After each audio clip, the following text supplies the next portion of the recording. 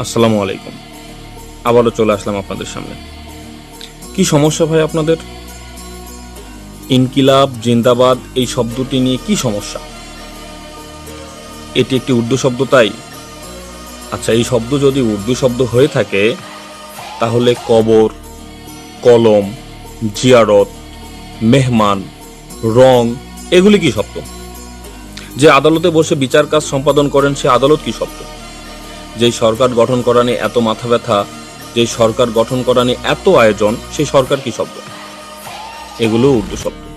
তাহলে এগুলোতে যদি কোনো সমস্যা না থাকে, এগুলো নিয়ে যদি কোনো মাথা ব্যথা না থাকে, তাহলে ইনকিলাব শব্দ নিয়ে এত মাথা ব্যথা কেন? এই শব্দ নিয়ে এত টেনশন কিসের, এত কথা কিসের? এই শব্দ বললে আপনাদের লাগে কেন? এই শব্দ বললে আপনাদের জ্বলবে, কারণ এই শব্দটি হচ্ছে প্রতিবাদী শব্দ। পৃথিবীতে যতদিন অত্যাচার, স্বৈরাচার থাকবে ততদিন এই শব্দের ব্যবহার চলতেই থাকবে। আজ আমি আবারও বলছি, ইনকিলাব জিন্দাবাদ।